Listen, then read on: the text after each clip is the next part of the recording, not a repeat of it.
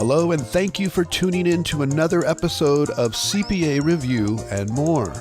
We are pleased to bring you the #1 podcast for CPAs and CPA candidates. If you'd like to learn more about how Yaeger CPA Review can help you, find us on our website at yaegercpareview.com. Now, here's your host, Phil Yaeger. Hello, everyone. This is Phil Yaeger, and welcome to my podcast, CPA Review and More. We're not talking about CPA Review. As you know, most of our podcasts are on more other topics.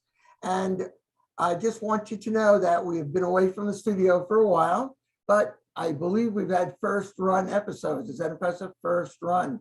Okay. And, you know, we try to get as many new ones. In fact, every week, I believe our podcast is brand new. And usually we're way ahead. So we have a library of ones to, you watch, listen, whatever. And by the way, thank you very much. I know a lot, our #1 city, by the way, is Atlanta. People listen to Atlanta and they tell me they listen to it driving home. And I think, don't you have better things to do than listen to me driving home? There's always Sirius XM. By the way, I'm not affiliated with them. But anyway, thank you very much. And today, our guest is, and by the way, we have scoured the country looking for this gentleman, all right? And he's down in Arkansas. If you've never been in Arkansas, I've never been there. That would be the South, is that correct? Yes, we're in the mountain areas of Arkansas, so it's more of a Midwestern vibe to it. Isn't there a TV show on, was it HBO now, that is, it's the last season. I forget the name of it. It's Ozark. Ozarks, that's it. Right. Now that's Lake of the Ozarks, and that's up in the northern parts of the Ozark Mountains, right as it trails off, and that's actually in Missouri. So I'm quite a ways south of there. It's a beautiful lake. It's huge. It's really big, but it's a beautiful lake. So we're more in the northwest part of Arkansas, right on the movie True Grit and the book True Grit is set here where I live. Now, if you ask people a little older, I'm not saying we're a little older, yes, you ever heard of True Grit, the movie? And they'll say, no. And who was in that movie? I said, a gentleman by the name of John Wayne. Yeah, I think we heard of him, but, I remember I went to a concert. I was teaching CPA Review Live, and I was all excited. I was going to a concert the next day when I was teaching, and I said, I'm going to see Barry Manilow, okay? And they looked at me like, who is Barry Manilow? And I said, you don't know Barry Manilow? How about Neil Diamond? They'd never heard of him either. So it started making me feel like I was 98 years old, But anyway, but True Grit, you want to know? I've never seen the movie. I've never seen it. Oh, well, there's two versions. There's a much newer one with Jeff Bridges and Matt Damon. I'll have to watch that. Yeah, and it's a little bit. It's a fictional story based upon some of the real life characters of the marshals at that time, and it is the latest one is more true to the book. So now, Tom Kirkham, am I pronouncing that right, Tom? Yeah, Kirkham. He's not on as an author or a reviewer of books or movies, all right? He's in the business of cybersecurity. Now, I have never interviewed anyone in cybersecurity. I met someone, I got to meet Robert Hershevich, and I don't know what he's cybersecurity. Yes, well, he's more of a celebrity now. He sold his company. He sold his company? I didn't know that. Yeah. Okay. Yeah. I assume he's a billionaire. Is that correct? I don't really. Well, they say that on No, Shark it's not Tank. a topic. I've met him, but that's not something I ask him. I had the privilege of going to the Shark Tank set because I made a contribution to one of his charities, a football team in Croatia, Canada. I don't remember, but I got to go to that set. I spoke to him for about 20 minutes. That's about it. And he was just going out with that dancer from Dancing with the Stars. I think they were engaged or married or whatever, but the nicest man. And I didn't really get to speak to him a lot, but yeah, nice gentleman. Yes. But anyway, tell us what cybersecurity is, first of all. Well, cybersecurity is basically what we do is help people improve their defensive posture against hackers all over the world. You know, we are constantly under attacks, all of us. And most of these attacks are automated bots. They're automated software that are probing networks for vulnerabilities. Other types of attacks are phishing emails, you know, where an email comes into your inbox and it's basically an attacker attempting to con you into doing something, you know, whether it's like it may, when we hire new people, inevitably they get targeted on phishing emails. And it's something along the lines that'll look like it's coming from me or their direct report. And it'll say, hey, go to the store and get me 10 Apple $100 gift cards and send me the numbers. Other phishing emails may be, hey, it's me, wire $50,000 to this bank account. And there's just, and then the automated probing and sniffing against routers and firewalls, looking for vulnerabilities, looking for vulnerable websites, which is quickly becoming a big problem. The harvesting of passwords to like email accounts. We're seeing a big spike in business email compromises and being exploited. And there's just and to the accounting firm, you've got to understand what your true risks are and your vulnerabilities, and then address them. And that's what IronTech does. We are what's known in the business as a managed security service provider. So it's not just the technical controls and everyone listening has some sort of layer of security, right? Hopefully everybody's at least got antivirus, and then you've got a firewall of some sort, and you've got a spam filter on your email, but none of those things work 100%. So our mission is really taking these people that are only 80 or 90% protected and getting them up to 99.99%.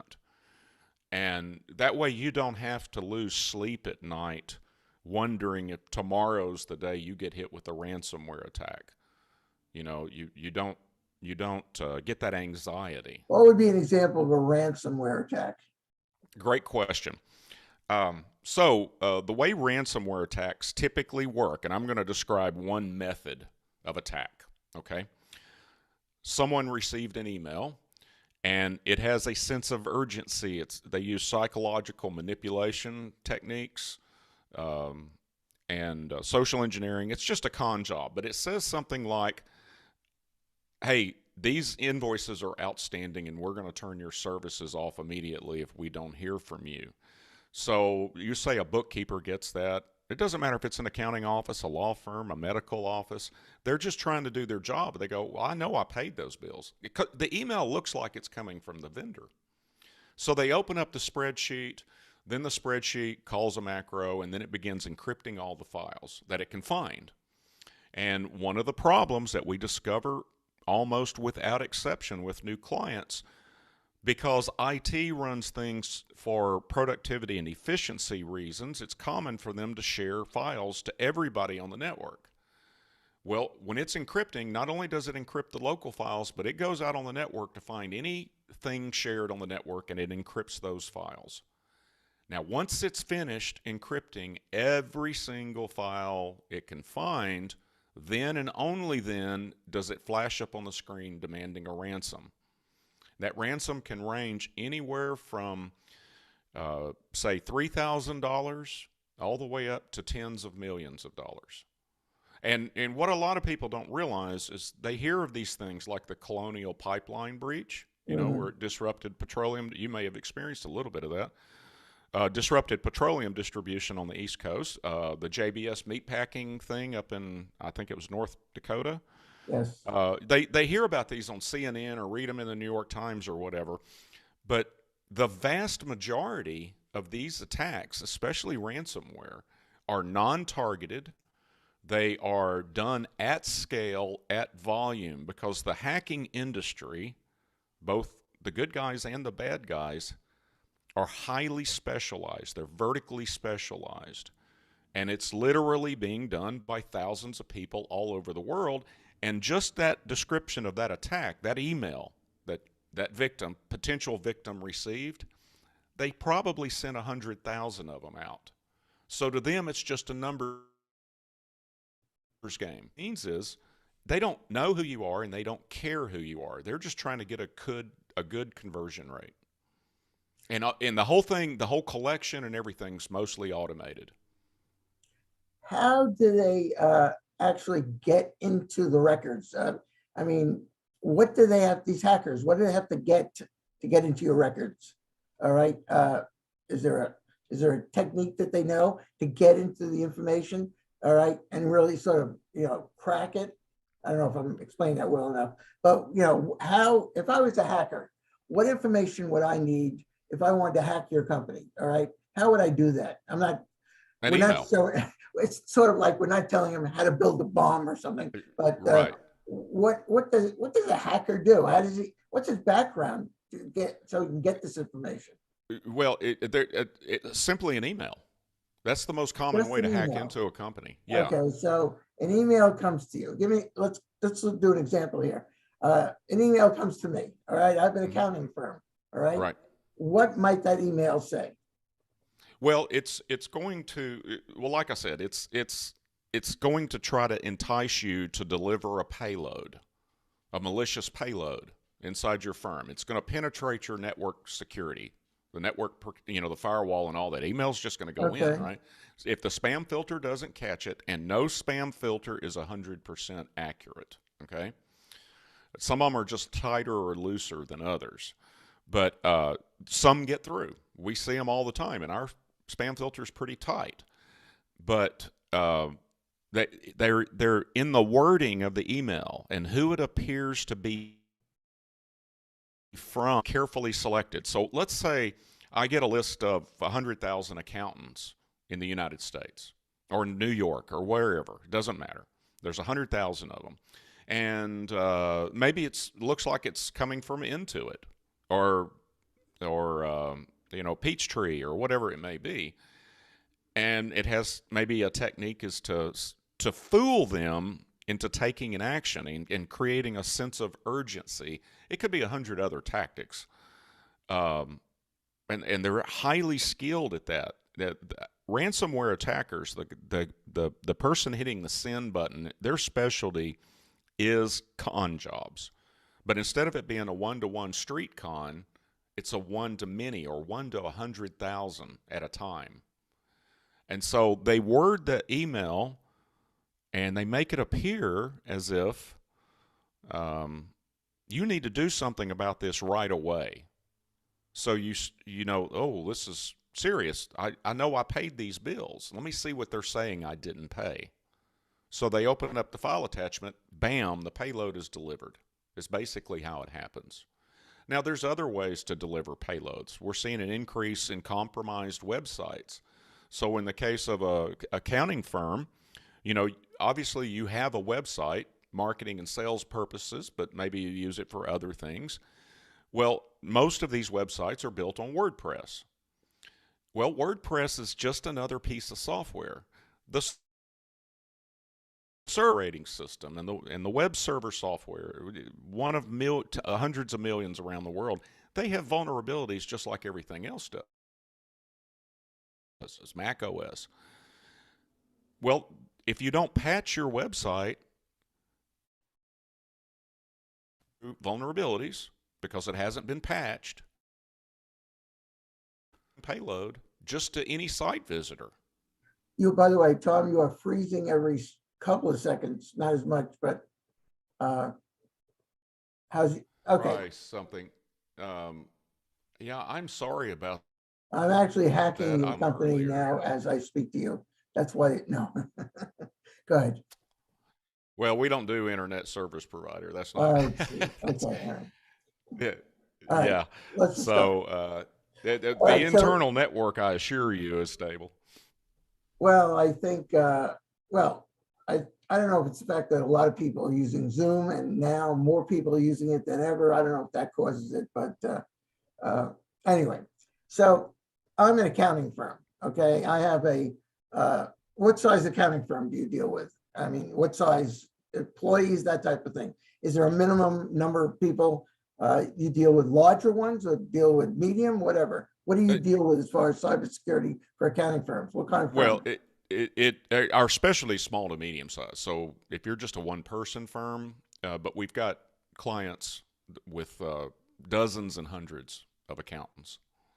All So right, and they're going to call you up and they're going to say, Tom, we want to protect our clients' records, their tax returns.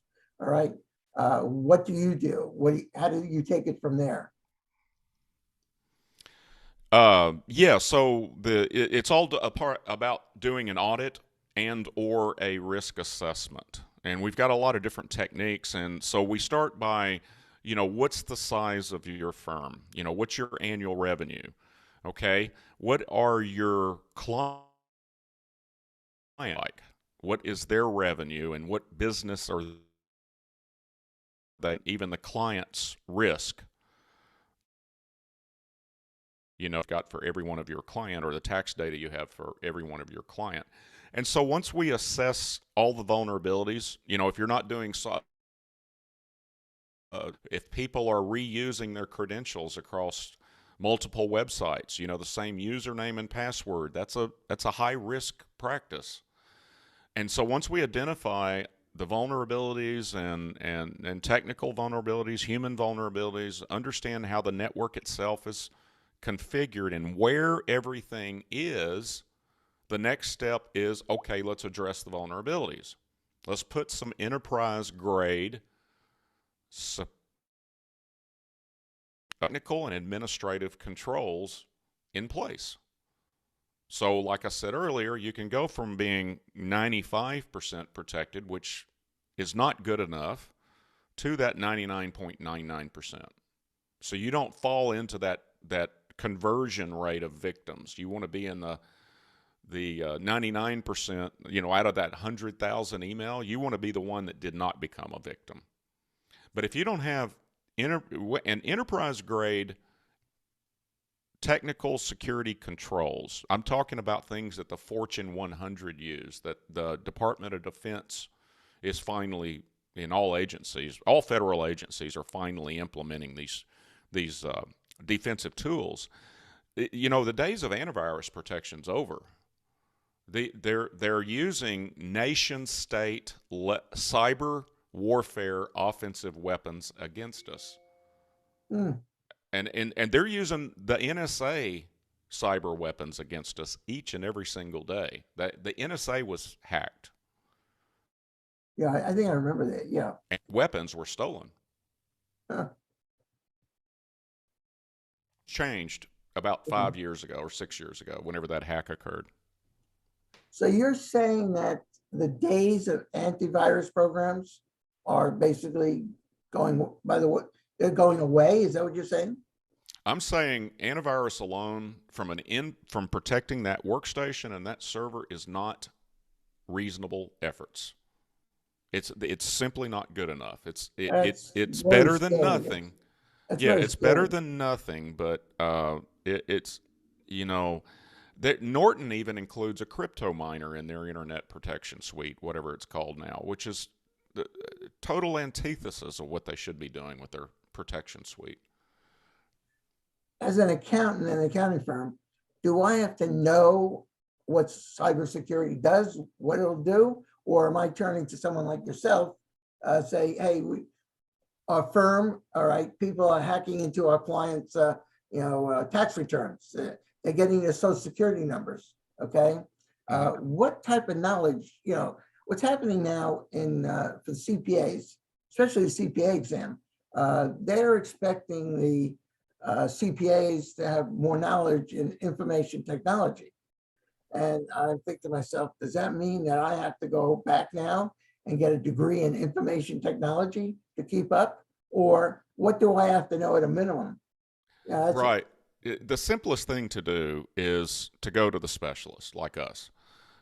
It's not do it yourself anymore. And I know it's common for CPAs to do their own IT.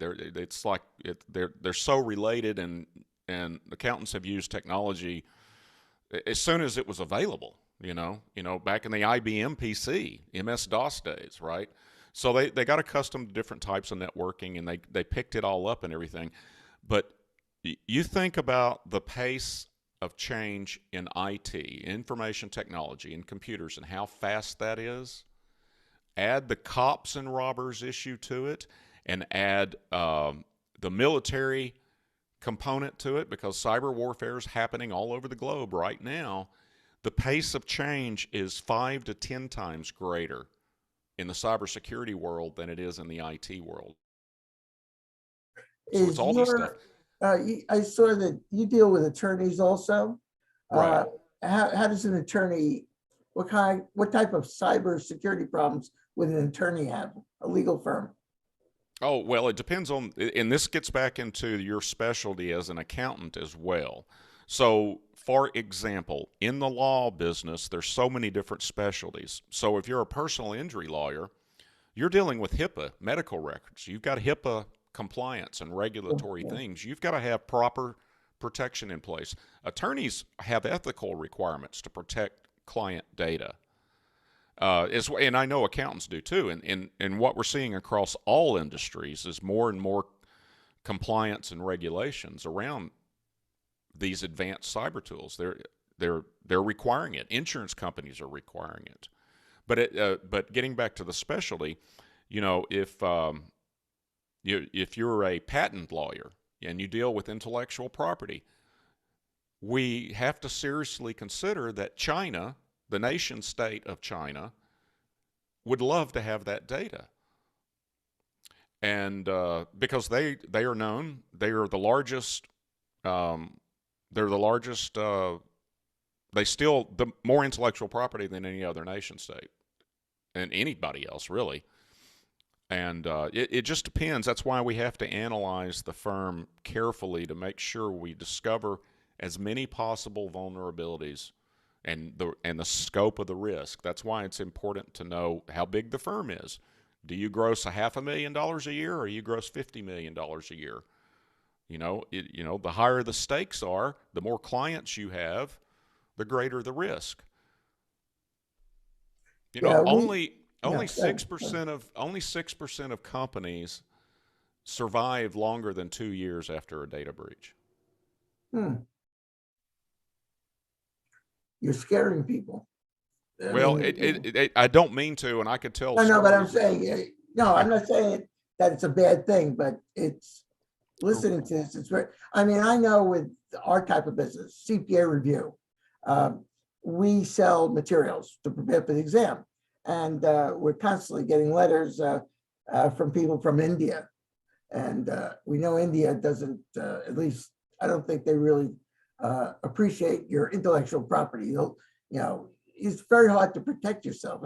If we sold stuff in India, all right, is there a way of really protecting ourselves that people are not going to start reproducing this and selling it themselves? It's very hard to protect our materials. So we really stay away from sales in India or China, that type of thing. Yeah. Well, a lot of people, that's kind of an old school defensive, or I assume you're doing geofencing. You just don't make the website available in India, right? I don't think, I never thought about it. No. Well, wait a minute. Maybe they can. It might be available. I have to find out myself. I don't know. Right. And that was effective maybe 10 years ago. There's all sorts of different strategies to make it appear like I'm sitting in Dallas, Texas, but in reality, I'm in the Philippines or in Moscow. Is the Philippines also bad as far as intellectual property violations? No. China is your number one. Especially the stealing corporate intellectual property for patents and things like that. It gives them a competitive. That by far is coming out of China. I'm not sure about who the number two is on the list, but it would be easy to presume that India may do some of that, but I don't really know for sure.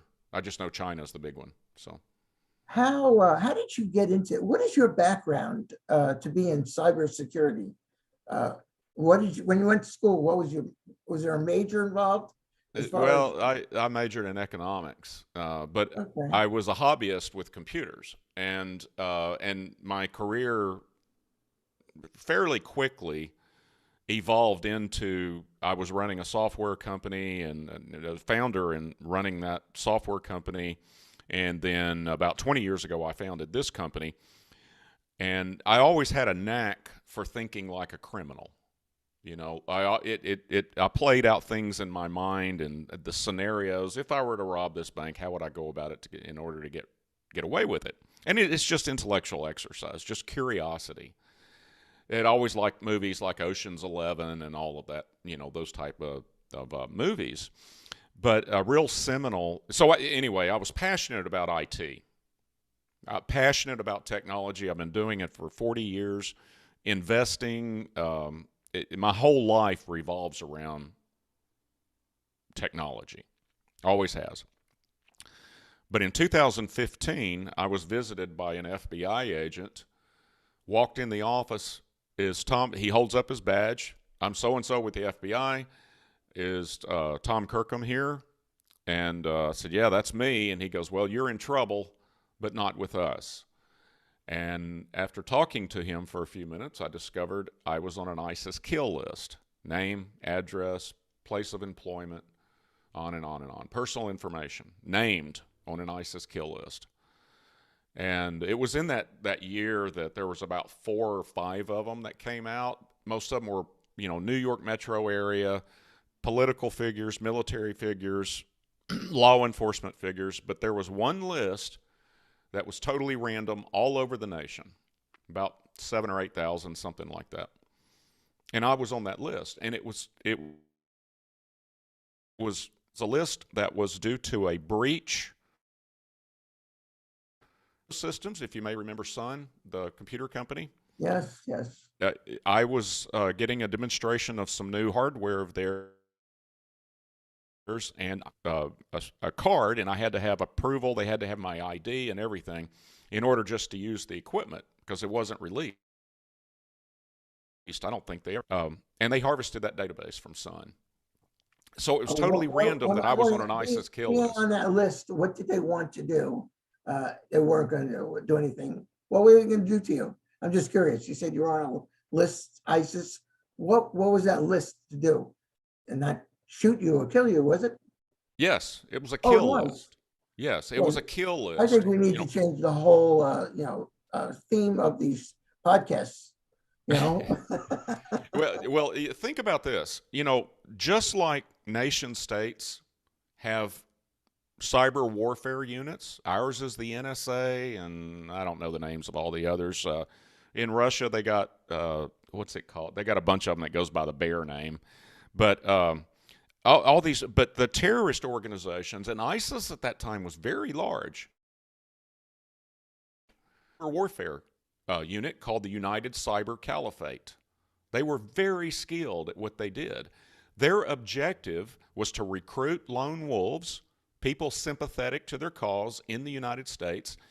Hey, you can be a full-fledged member of ISIS if you kill somebody on this list. Another objective was to tie up law enforcement and create chaos all over the country. When you got thousands of people on a kill list and FBI sends an agent to each and every one, that's a lot of resources to commit and tie them up where they can't do investigations and things like that. So and there was probably other objectives as well, but recruitment and chaos is the two main things. And that goes back to the threat actors themselves, right? Their objective, well, that particular objective wasn't about money, but they do have specialists there that distributed ransomware specifically to raise money to fund their military and other objectives. Uh, Specialist in part of the United Cyber Caliphate. when you heard you were on a list to basically eliminate you, what was your feeling? I mean, what was your first thought? Or, to leave the country, or what was your first thought? Well, my first thought was like you. I'm 15, 20 minutes. I said, I've never seen a badge, Can I just, like, that's weird, and so finally I said, well, so what does this mean? They're going to hack my bank accounts or something? And he looks at me square in the eye and says, no, they want to kill you. Oh. And that's when the gravity of the situation started sinking in.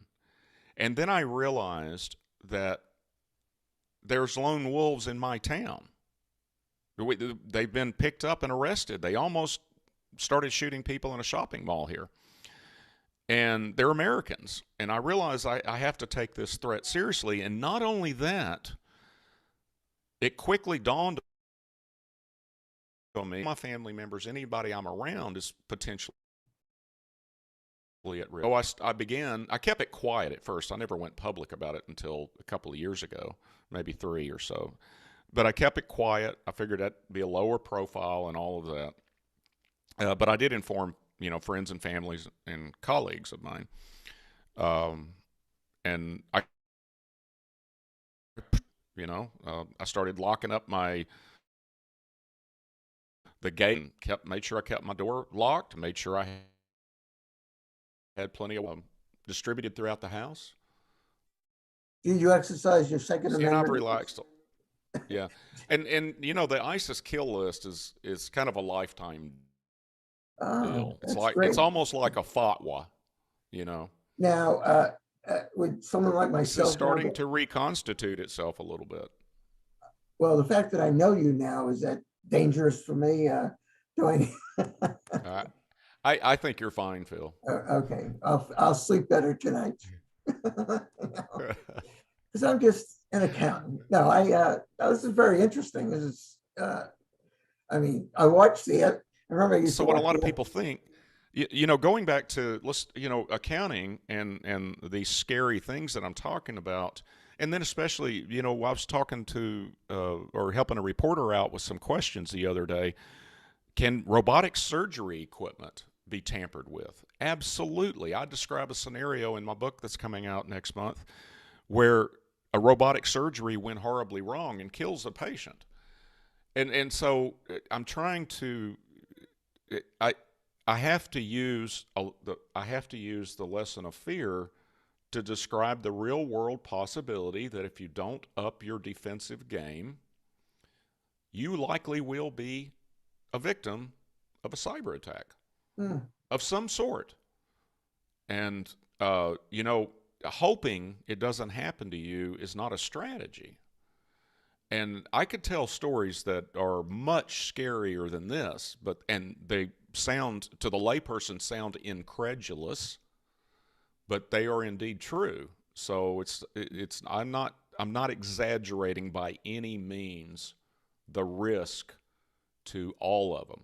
The White House issued a letter almost exactly a year ago that says everybody in the United States, every business in the United States needs to do these 5 things.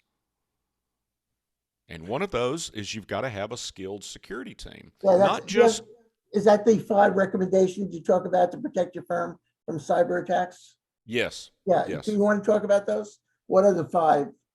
All right. So if everybody just play the podcast back or write it down if you're in the office or whatever, I'm going to go through these kind of quickly.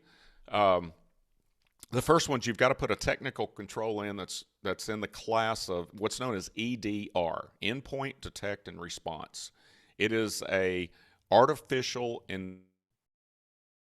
intelligence endpoint detection and prevention system. In other words, replace your antivirus with it because it's better. Antivirus is old tech. This EDR class of product will dramatically improve your posture. The next one is use multi-factor authentication wherever you can, not chance. If you've got it turned on, I hope you have it turned on. You can turn it on Amazon, and it's free. Oh, it is. EDU ran and managed and monitored by professionals, but MFA is free. You got to have a skilled security team.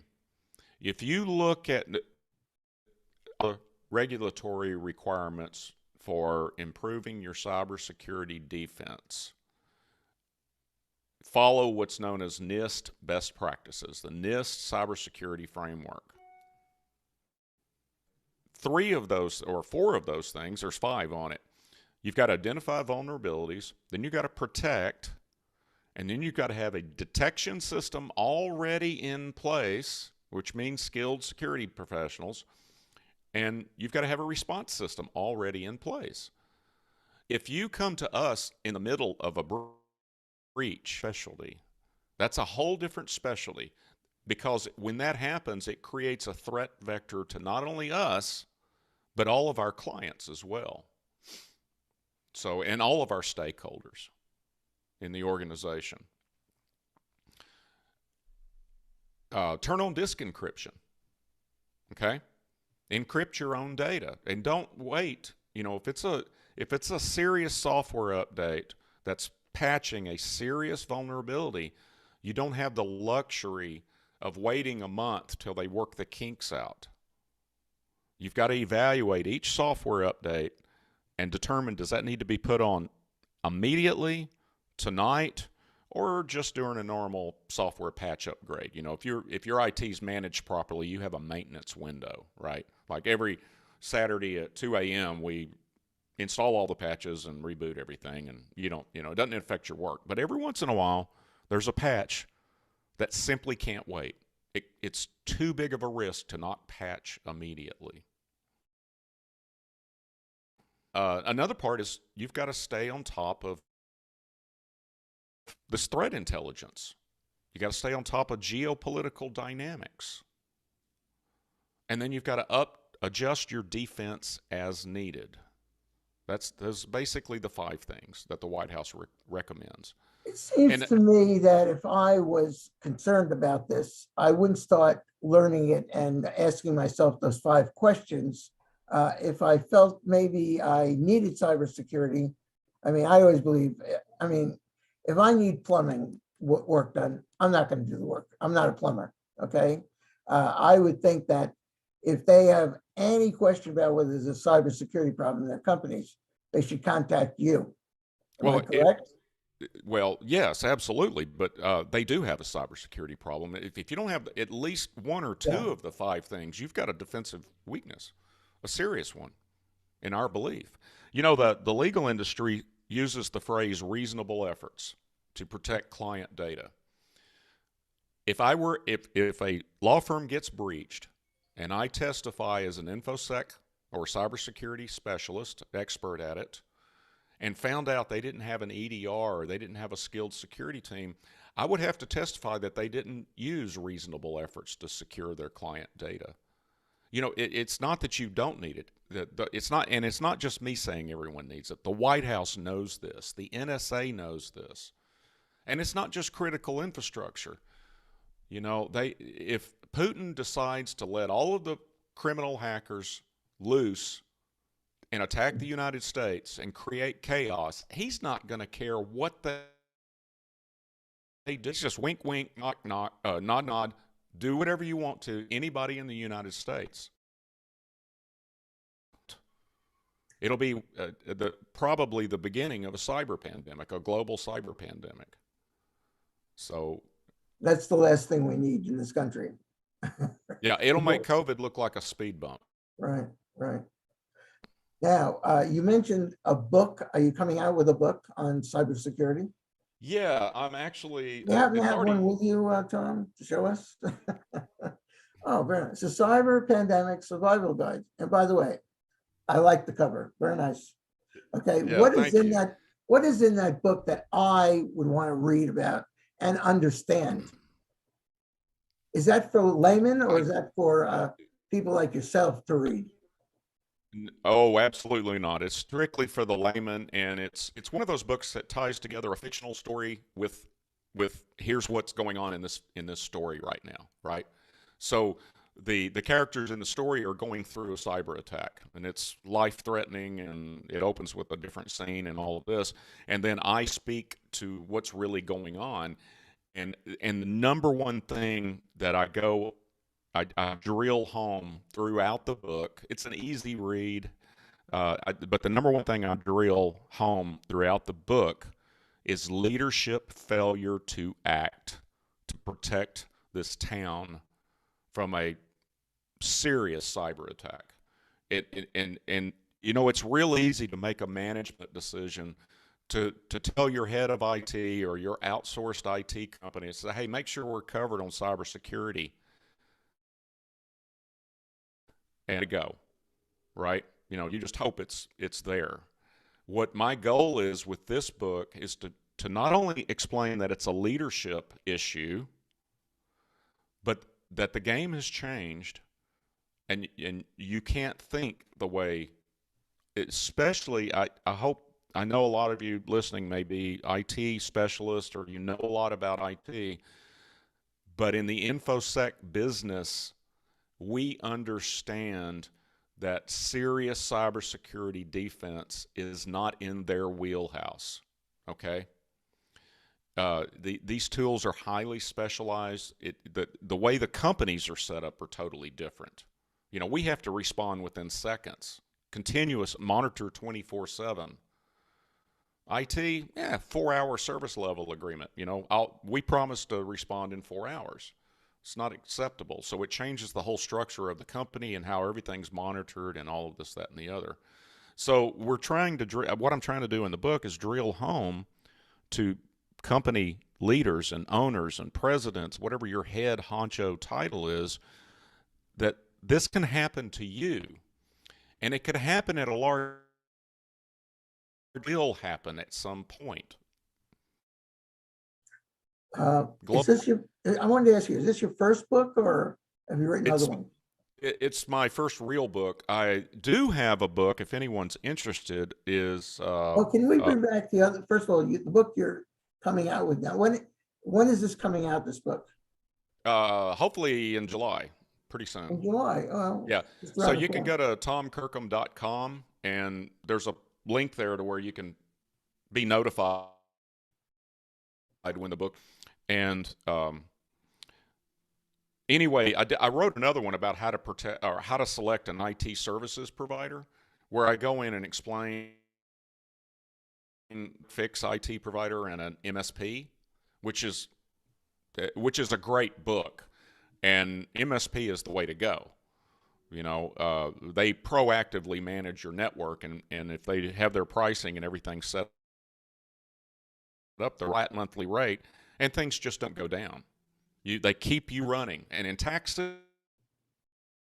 season, it's worth every penny to make sure they are there. Now, it depends on your specialty. You may not be as sensitive to tax season as some firms are, but you probably have other reasons why you can't go down. You billing by the hour. How much does 5 hours of downtime cost if you've got 20 people in your office? How much does 5 days cost? You know, you assign a value to both your risk, because you're dependent on technology, and you assign a money value to what would happen if we had a major extortionware attack. How is that going to? How much does it cost to protect my reputation each and every year? Protect my client data each and every year, so their identities aren't stolen. And if you've got cybersecurity insurance, there's a lot of issues with that. First of all, they're specifying these 5 things. A lot of them are. They're saying all the way down to the vendor level. And they're all best of breed. They're all good, and that's all we use. We've never seen one yet that we didn't have the right tools.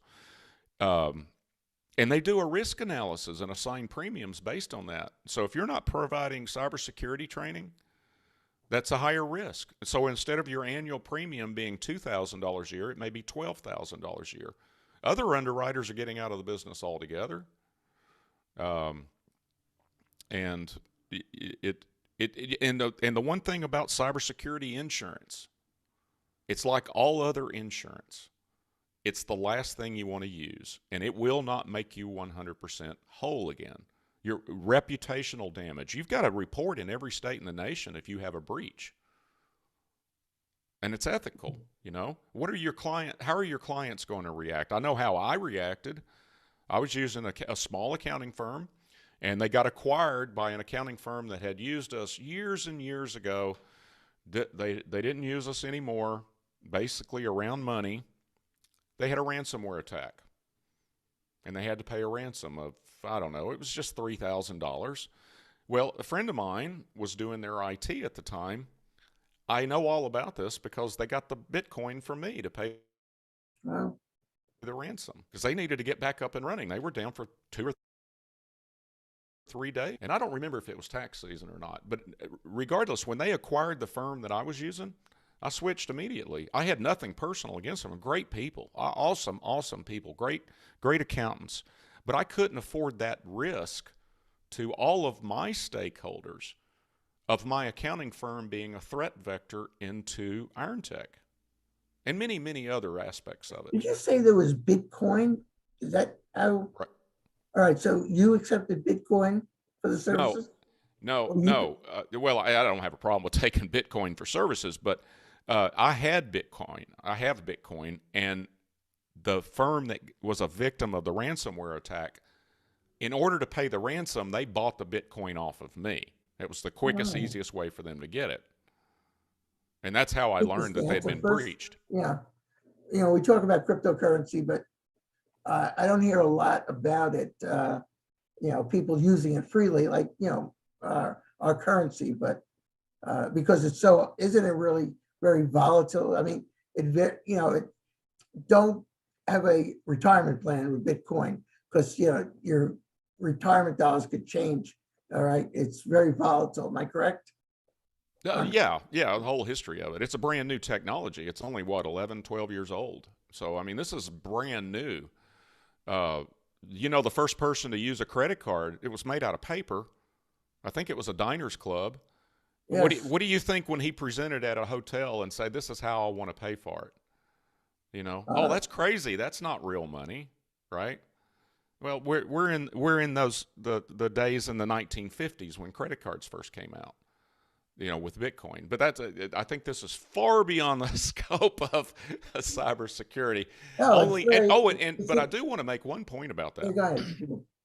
Ransomware has been around a lot longer than Bitcoin has. This criminal technique has been around about 20 years. There's other mechanisms for them to get paid. And they used to, last ransomware I actually saw with my own eyes, there's cards that you can get. They're like prepaid visas, but there's different companies that do it. But Bitcoin, I mean, when it came to the friction out of moving the payment around. And that's why. You know, I'm listening to all of this and I'm thinking, I probably other people listening and saying, you know, our society is getting so complicated, you know, and the question is, if I have a business, what do I have to know? I mean, besides trying to sell my products or services, now I have to deal with this cybersecurity problems. Do you think this might turn people off from going into businesses as much, or it'll just continue? It's just an additional thing they have to be aware of. Well, it's a generational thing, right? I didn't grow up with computers. Right. That's something I learned as an adult. But, you know, most of the people in our organization are in their 20s and 30s. And so to them, it's just accepted that this is a risk. I need to take reasonable efforts to secure my identity, to secure my personal information. So it's already baked in, right? So, they're just accustomed to it. They got a smart, and, when you're in your 50s and 60s and 70s or whatever it is, you've not been you had to learn that, whereas the younger generations it was just part of their life from day one. I remember when I thought power windows and air conditioning was, holy cow, you got to be rich to have that in an automobile. Right. It was an extra, actually. Yeah. I was 12 years old before I had a color TV.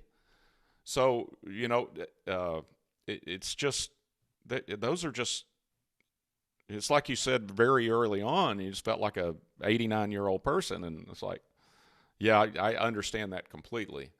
And there's probably lots of different generations listening to this podcast. But it's really to that leadership deal.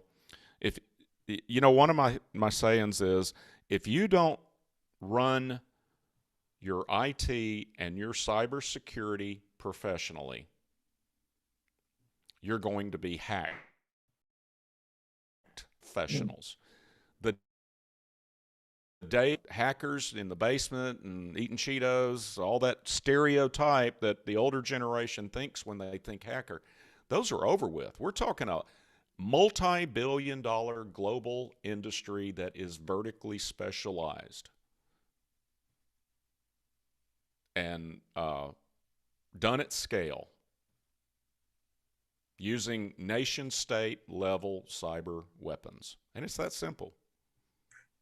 If a company is listening to this podcast and they think they may have a cybersecurity problem, all right, then they could contact you. And how would they get in touch with you? IronTechSecurity.com is the simplest way. Just go to their website, and there's tons and tons of resources on there. You can sign up for our threat advisory, and it's not a marketing list. It's only the things that we think you need to know. We take that fire hose of threat intelligence that we're bombarded with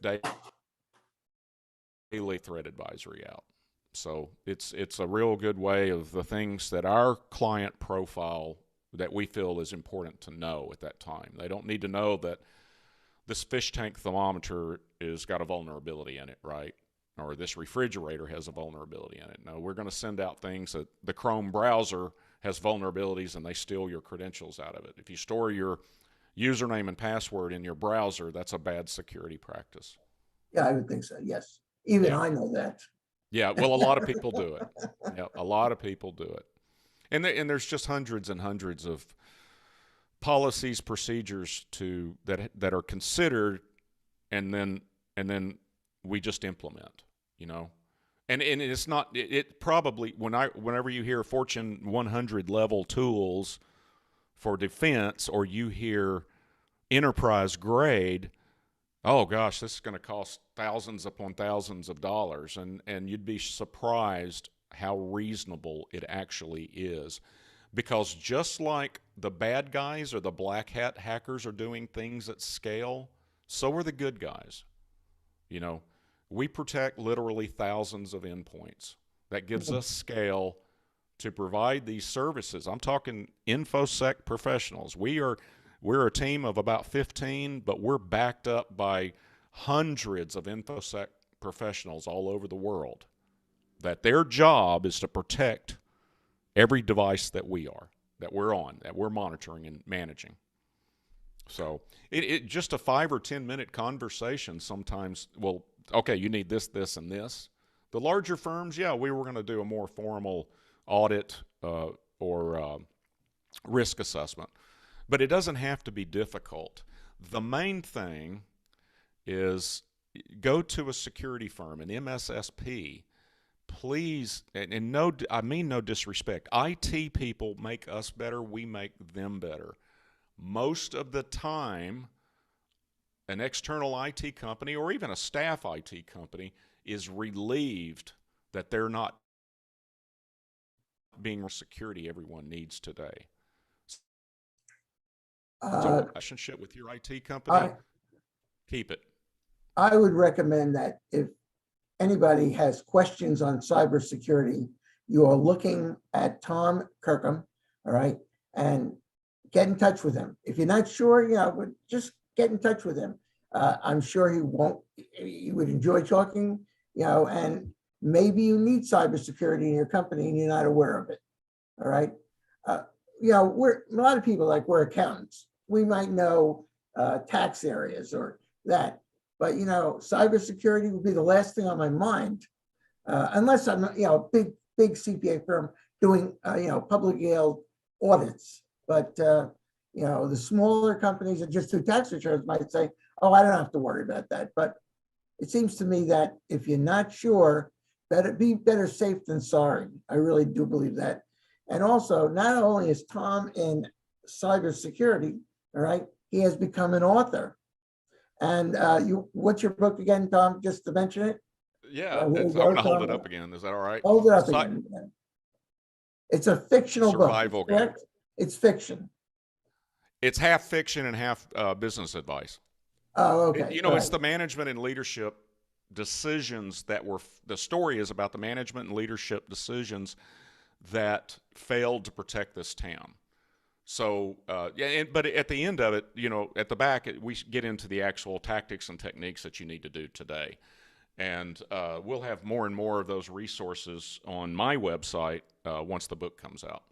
And that should be coming out, you said, about July, correct? Right. 2022.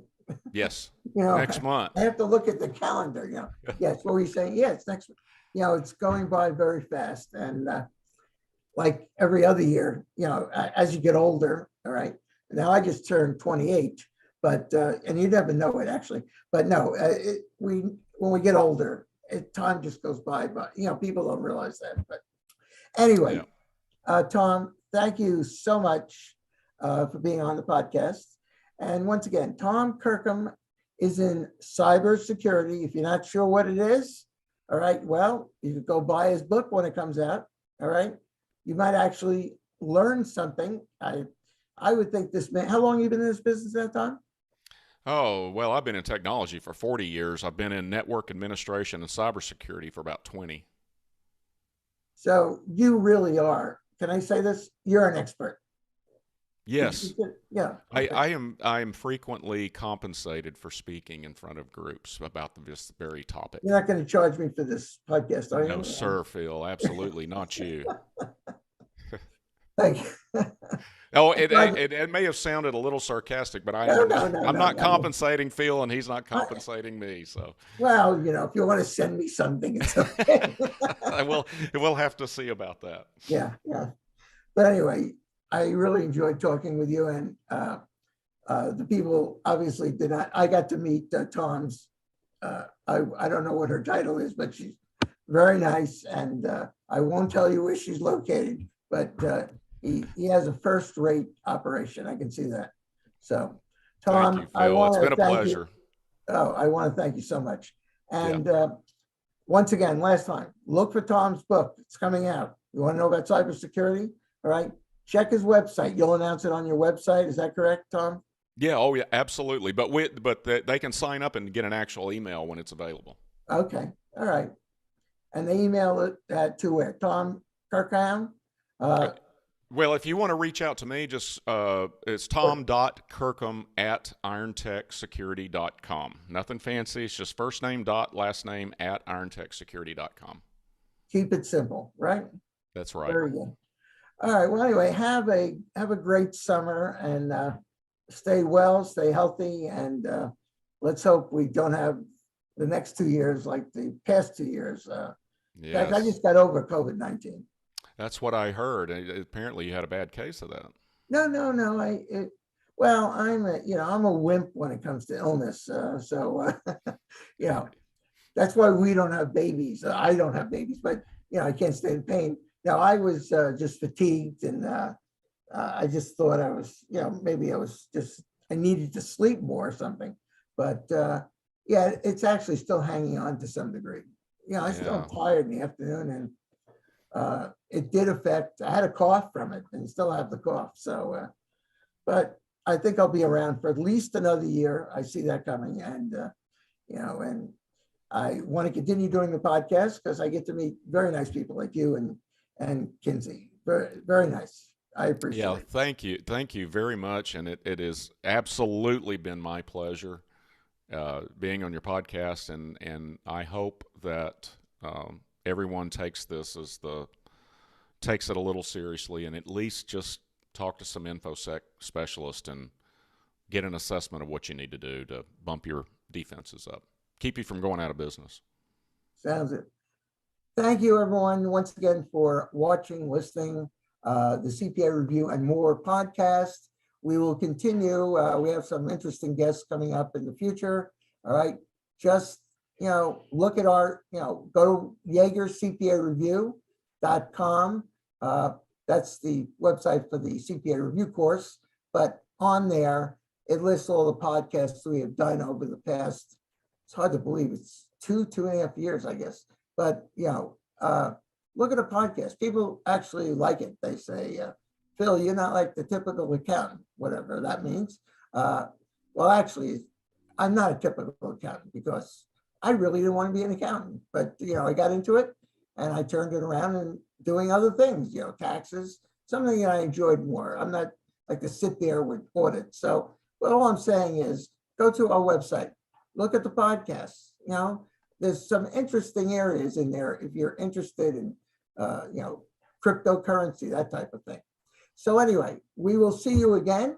All right. We have a new podcast every week. All right. Please check our website, find out what's coming. And I wish you all, and thank you once again for watching and listening to our podcast, CPA Review More. This is Phil Yaeger. Take care, stay well, and what I'm finding is people are not being nice to each other as a result of the pandemic. So you try to stand out and say, hello, smile occasionally. All right. We need more of that. Thank you, everyone. Take care and be well.